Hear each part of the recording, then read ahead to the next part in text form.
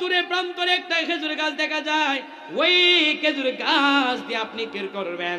জাবের রাদিয়াল্লাহু তাআলা আনহুকে রাহমাতাল লিল আলামিন নবী বলে, জাবের যাও যাও ওই খেজুর গাছের কাছে যাইবা, যাইয়া ওই খেজুর গাছকে তুমি একটা মেসেজ দিয়ে দিবা। ওই খেজুর গাছটাকে তুমি একটু আস্তে আস্তে বলবা যে রাহমাতাল লিল আলামিন নবী তুমি খেজুর গাছকে ডাকতেছে বলি আল্লাহু আকবার। কি বলছে? রাহমাতাল লিল আলামিন নবী তুমি খেজুর গাছকে ডাকতেছে। দেখা যায় জাবের রাদিয়াল্লাহু তাআলা আনহু গেলেন, আল্লাহ রাসূল সাল্লাল্লাহু আলাইহি ওয়াসাল্লামের মহব্বতে বলতেছে, আমি যখন এই খেজুর গাছের কাছে গেলাম, যাওয়ার পরে বললাম খেজুর গাছ রাহমাতাল লিল আলামিন নবী তোমাকে ডাকতেছে। এই কথাটা বলতে দেরি ওই খেজুর গাছ মানুষের মতো ডান দিকে একটা মূর্ছা দিলেন, বাম দিকে একটা মূর্ছা দিলেন, সামনে পিছনে চারটা মূর্ছা দিয়ে ওই খেজুর গাছটা মানুষের মতো হাঁটতে হাঁটতে রাহমাতাল লিল আলামিন নবীর কাছে হাজির হয়ে গেছে বলে আল্লাহু আকবার। রাহমাতাল লিল আলামিন নবী ডাক দিয়া কয়, ও আমার সাহাবীরা, তোমাদের কাছে যে মস্কটা আছে এই মস্কটা আমার সামনে নিয়ে আসো। আসার পরে আল্লাহর হাবিব সাল্লাল্লাহু আলাইহি ওয়াসাল্লাম ওনার ডান হাতের এই শাহাদাত আঙ্গুলিকে আকাশের দিকে উত্তোলন করে যখন মস্কের দিকে তাড়লেন, আল্লাহর হাবিব কোনো দুনিয়ার টিউবওয়েল বসাই নাই, দুনিয়ার কোনো মোটর বসাই নাই, দুনিয়ার কোনো বৈদ্যুতিক যন্ত্রের ব্যবস্থা করে নাই। আল্লাহ রাসূল যখন শাহাদাত আঙ্গুল এই মস্কের দিকে ধরলেন, আল্লাহর হাবিবের আঙ্গুল মুবারক দিয়ে অজস্র অজস্র পরিমাণে পানি বের হতে লাগলো। পানি বের হতে হতে মস্কটা পরিপূর্ণ হয়ে গেল। সাহাবায়ে কেরাম গোসল করলো, উযু করলো, পানি পান করলো। দেখা যায় মস্কের পানি এক ফোঁটাও কমে নাই বলি আল্লাহু আকবার।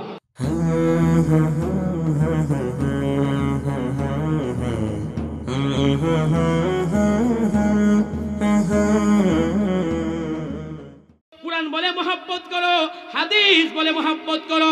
এখন আমাদের মোল্লা যদি বলে নবীর মহব্বত লাগবে না, এই ফতোয়া আমরা মানবো কি?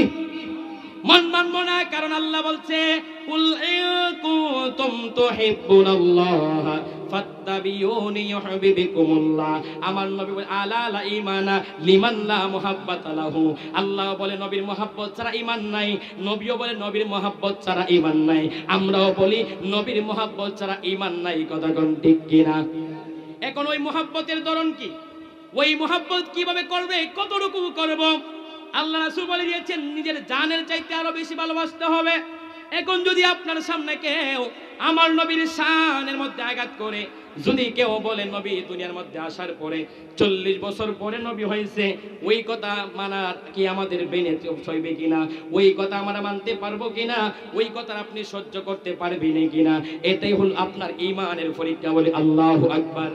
এই জন্য আপনার নবী আমার নবী দুনিয়ায় এসে নবী হয় নাই, 40 বছর পরে নবী হয় নাই।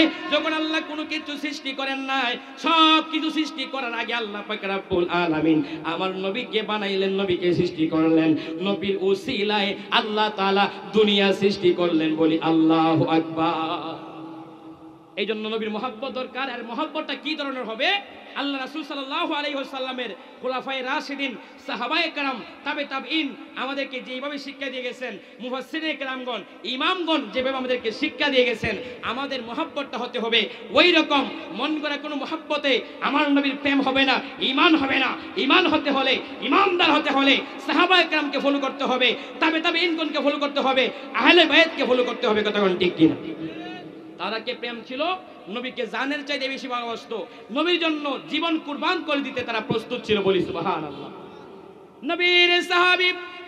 নবীর সাহাবী হযরত আবু বকর সিদ্দিক রাদিয়াল্লাহু তাআলা আনহু নবীর শ্রেষ্ঠ সাহাবী। কিভাবে শ্রেষ্ঠ সাহাবী হইছে?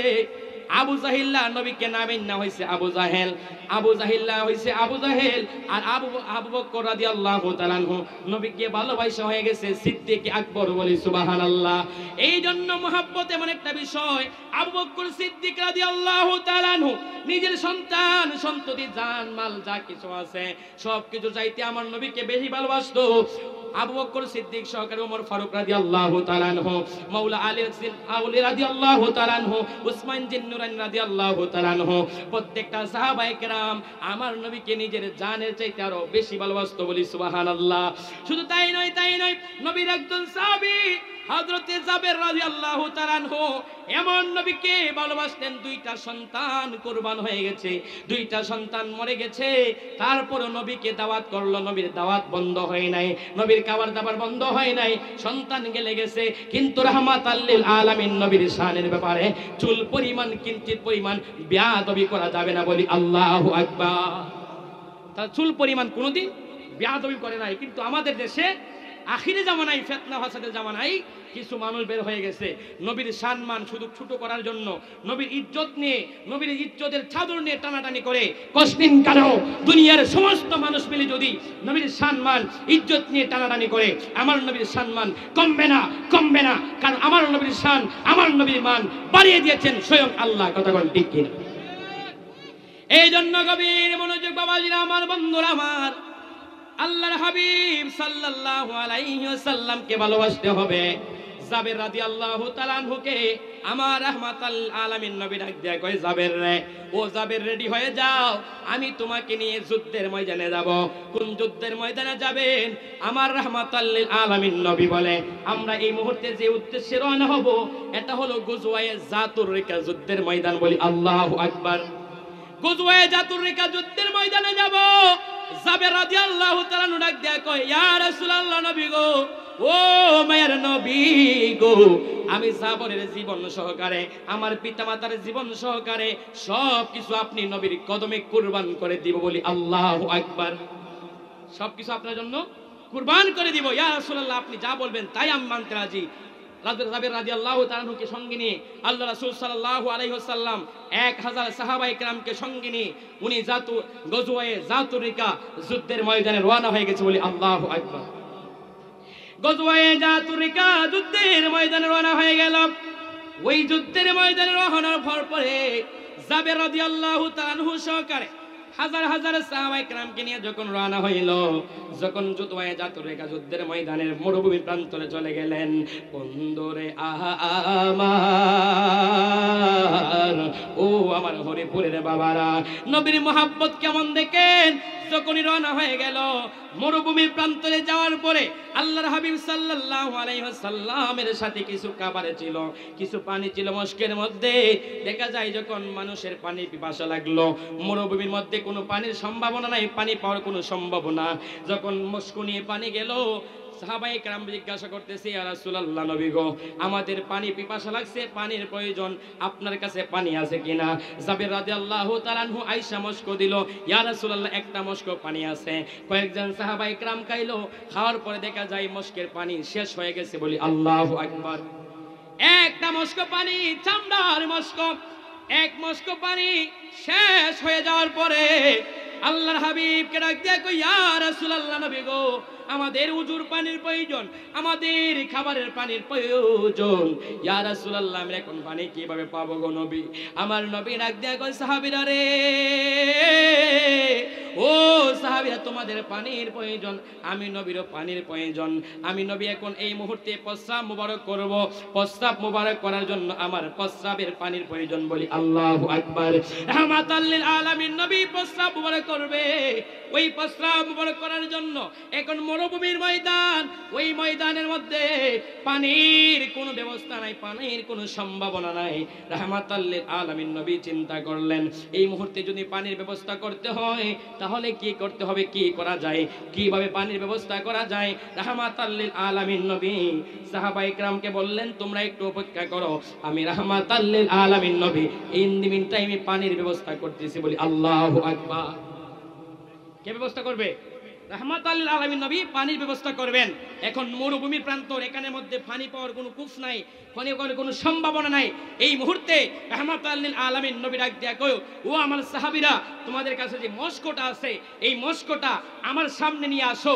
আসার পরে আল্লাহর হাবিব সাল্লাল্লাহু আলাইহি ওয়াসাল্লাম ওনার ডান হাতের এই শাহাদাত আঙ্গুলিকে আকাশের দিকে উত্তোলন করে যখন মশকের দিকে তাড়লেন, আল্লাহর হাবিব কোনো দুনিয়ার টিউবওয়েল বসাই নাই, দুনিয়ার কোনো মোটর বসাই নাই, দুনিয়ার কোনো বৈদ্যুতিক যন্ত্রের ব্যবস্থা ব্যবস্থা করে নাই।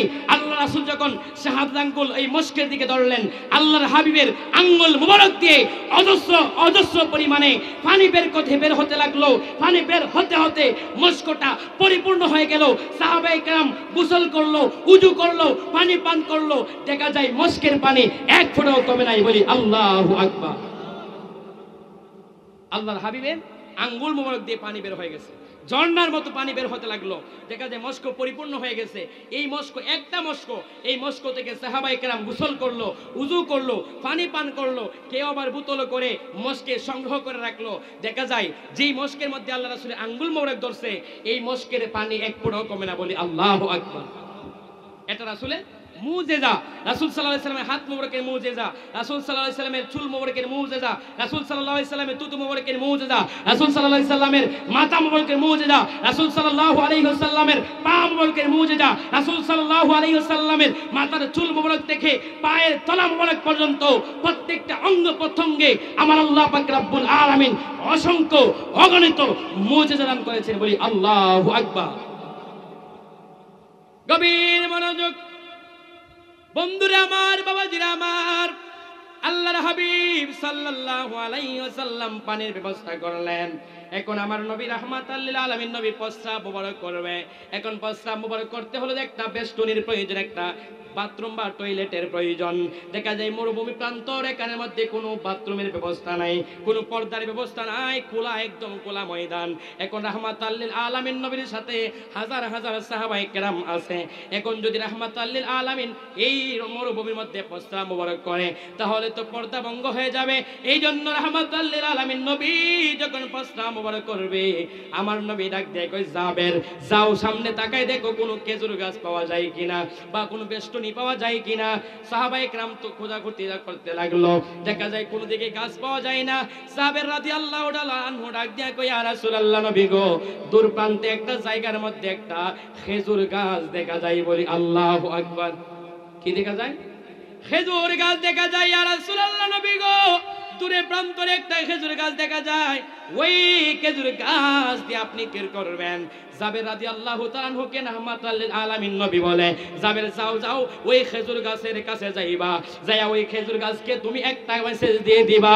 ওই খেজুর গাছটাকে তুমি একটু আস্তে আস্তে বলবা যে রাহমাতাল লিল আলামিন নবী তুমি খেজুর গাছকে ডাকতেছে। বলি আল্লাহু আকবার। কি বলছে? রাহমাতাল লিল আলামিন নবী তুমি খেজুর গাছকে ডাকতেছে। দেখা যায় জাবের রাদিয়াল্লাহু তাআলা আনহু গেলেন, আল্লাহ রাসূল সাল্লাল্লাহু আলাইহি ওয়াসাল্লামের মহব্বতে বলতেছে, আমি যখন এই খেজুর গাছের কাছে গেলাম, যাওয়ার পরে বললাম, খেজুর গাছ রাহমাতাল লিল আলামিন নবী তোমাকে ডাকতেছে। এই কথাটা বলতে দেরি ওই খেজুর গাছ মানুষের মতো ডান দিকে একটা মূর্ছা দিলেন, বাম দিকে একটা মূর্ছা দিলেন, সামনে পিছনে চারটা মূর্ছা দিয়ে ওই খেজুর গাছটা মানুষের মতো হাঁটতে হাঁটতে রাহমাতাল লিল আলামিন নবীর কাছে হাজির হয়ে গেছে। বলি আল্লাহু আকবার।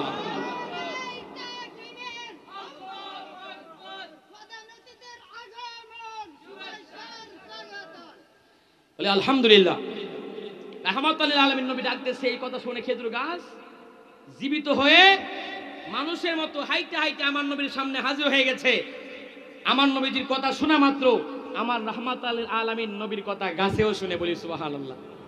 খেজুর গাছ উস্তুনে হান্নানা, কথায় কথা চলে আসছে, উস্তুনে হান্নানা খেজুরের ডাল, যে ডালার মধ্যে হেলাম দিয়ে রাহমাতাল লিল আলামিন নবী মসজিদে নববীর মধ্যে খুতবা দিতেন। দেখা যায় যখন কাঠের একটা মিম্বর তৈরি হয়ে গেল, উস্তুনে হান্নানা এই খেজুরের ডালাটাকে আল্লাহ রাসূল সরাইয়া মসজিদের কোণার মধ্যে রাখলেন। দেখা যায় জুমার দিন নামাজের ওয়াক্ত হয়ে গেছে, আল্লাহ রাসূল আলোচনা করতেছে মসজিদে নববীর মধ্যে, বয়ান করতেছে। এই মুহূর্তে মসজিদের মধ্যে কান্নার আওয়াজ পাওয়া যায়। বলি আল্লাহু আকবার। কিসের আওয়াজ পাওয়া যায়? কান্নার আওয়াজ পাওয়া যায়। গুনগুন গুনগুন করে কে যেন কান্না করতেছে। রাহমাতাল লিল আলামিন নবী তাকায় দেখলেন সাহাবায়ে কেরামের মধ্যে কারো চোখে পানি নাই, কেউ কান্না করে না। বলতেছে কান্নার শব্দ কোথায় থেকে আসে? সাহাবায়ে কেরাম একে অপরের দিকে তাকায় দেখে সাহাবীদের মধ্যে কেউ কান্না করে না। এই কান্নার শব্দটা কোথায় থেকে আসে? সাহাবায়ে কেরাম তাকায় দেখে মসজিদের কোণার মধ্যে যে খেজুরের একটা মোড়া ডাল, ওই ডালাটাকে রেখে দিছে। গাছ উস্তুনে হান্নানা, যে গাছের মধ্যে ডেলান দিয়ে নবীজি খুতবা দিতেন, ওই গাছটা কান্না করতেছে। সাহাবায়ে কেরাম অবাক হয়ে গেল, মোরা একটা খেজুর গাছ চোখের পানি ফেলে কান্না করতেছে, ইয়া রাসূলুল্লাহ, আমাকে একটু আল্লাহ তাআলা একটু দয়া করে আমার জবানটা যদি খুলে যায়, আমি আপনার মনের ব্যক্তটা একটু প্রকাশ করতাম। আল্লাহ জবান দিলেন।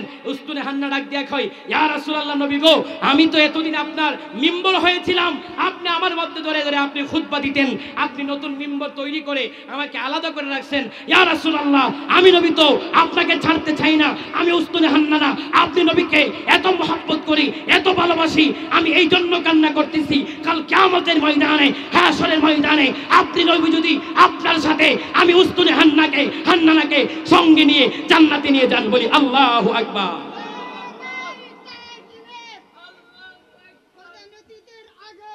মাশাআল্লাহ। তাহলে উস্তুনে হান্নানা একটা মরা খেজুরের ডাল যদি আমার নবীর মহব্বতে চোখের পানি ফালায় কান্না করে, তাহলে আমাদের মানুষের কি মহব্বত কম দরকার না বেশি দরকার? বেশি দরকার, বেশি দরকার। রাহমাতাল লিল আলামিন নবী, তু জাহানের বাদশা নবী, খেজুরের ডাল আমার নবীর কথা শোনার পরে খেজুরের গাছ মানুষের মতো হাইটা হাইটা সামনে চলে আসছে। আসার পরে রাহমাতাল লিল আলামিন নবী বলে, তুমি আমার জন্য একটা বেষ্টনী হয়ে যাও। বন্ধুরে আমার, ও বাবাজিরা আমার, রাহমাতাল লিল আলামিন নবী ইশারা দিলেন, তুমি একটা বেষ্টনী হয়ে যাও। মুহূর্তের মধ্যে খেজুর গাছটা মাথার মধ্যে যত ডালাগুলা ছিল ওই ডালাগুলা জমিনের মধ্যে ছাইরা দিয়া মজিবু খেজুরের গাছটা আপনি আপনি নিজে নিজেই একটা প্রস্রাব করার মতো একটা বেষ্টনী হয়ে গেছে, বলি আল্লাহু আকবার। আল্লাহর হাবিব সাল্লাল্লাহু আলাইহি ওয়াসাল্লাম এটার মধ্যে প্রবেশ করলেন। প্রবেশ করার পরে রাহমাতাল লিল আলামিন নবী যখন প্রস্রাব মোবারক করতেছে, ওই প্রস্রাব মোবারক জমিনে পড়তে দেরি, ওই জমিন আমার নবীজির প্রস্রাব মোবারক খাইতে দেরি করে না, বলি আল্লাহু আকবার। জমিনে যখন আমার নবী রাহমাতাল লিল আলামিন নবী প্রস্রাব মোবারক করবে, পায়খানা মোবারক করবে, জমিন অপেক্ষায় থাকে কখন আমার মধ্যে প্রস্রাব করবে আর প্রস্রাব মোবারক আমি জমিন খাবো। রাহমাতাল লিল আলামিন নবী পায়খানা প্রস্রাব করতে দেরি, জমিন সাথে সাথে পায়খানা প্রস্রাব খেয়ে ফেলে, বলি আল্লাহু আকবার। সাহাবায়ে কেরাম যখন দেখলেন শেষে রাহমাতাল লিল আলামিন নবীজি কোথায় প্রস্রাব করছে, সবাই তাকাই দেখতেছে কোন জায়গার মধ্যে প্রস্রাব করছে, দেখা যায় প্রস্রাবে কোনো চিহ্ন নাই, কারণ রাহমাতাল লিল আলামিন নবীর প্রস্রাব মোবারক জমিনে খেয়ে ফেলছে, বলি আল্লাহু আকবার। খেজুর গাছের বেষ্টনী, ওই বেষ্টনীর মধ্যে প্রস্রাব মোবারক শেষ। রাহমাতাল লিল আলামিন নবী বলে, খেজুর গাছ তুমি দাঁড়ায়া তোমার জায়গায় চলে যাও। খেজুর গাছ মানুষের মতো দাঁড়ায়া হাঁটতে হাঁটতে যখন আগের জায়গার মধ্যে গিয়া দাঁড়ায় গেল, এরকম ভাবে খেজুর গাছ আমার নবীর কথা মতো চলে, আমার নবীর হাতের ইশারায় চলে, তাহলে বোঝা যায় রাহমাতাল লিল আলামিন নবীর আঙ্গুল মোবারক, রাহমাতাল লিল আলামিন নবীর জবান মোবারকের দাম আল্লাহ পাক রব্বুল আলামিনের কাছে